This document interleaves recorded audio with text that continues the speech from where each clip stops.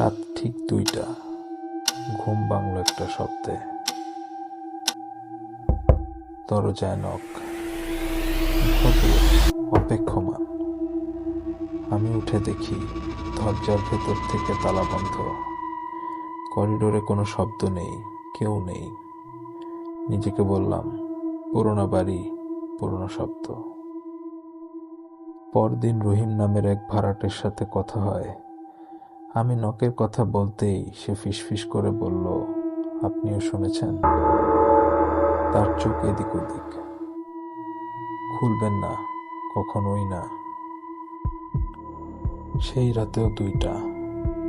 এবার নকটা দরজায় না, আলমারিতে, তারপর বাথরুমে। যেন কিছু একটা ঘরের ভেতরেই আছে, কিন্তু দেখা যাচ্ছে না। হাওয়া ঠান্ডা, বুক ভারী। আমি নিঃশ্বাস নিচ্ছিলাম, খুব কষ্ট হচ্ছিল এবং খুবই আস্তে।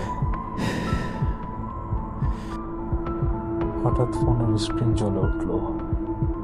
কোনো নাম নেই, কোনো নাম্বার নেই, একটা শব্দ, খোলো। তারপর নকটা আর ভদ্র থাকলো না। এবার দরজা কাঁপছে, আলমারি কাঁপছে। আমি চিৎকার করে উঠলাম,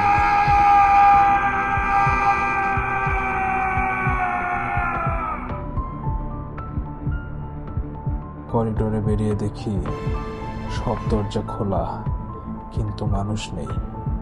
উঠোনে নেমে দেখি মাটিতে আঁকা বৃত্ত, ছাই, হাড়। তত্ত্বাবধায়ক সামনে এলো, বলল, এই শ্বাসটা অদৃশ্য, কিন্তু বাড়িটা জীবিত।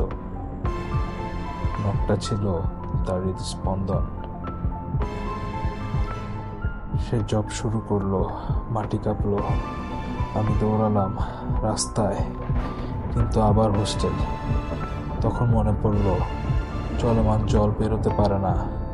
নদীর দিকে দৌড়ালাম। পেছনে নখ, দেওয়ালে, হাওয়ায়।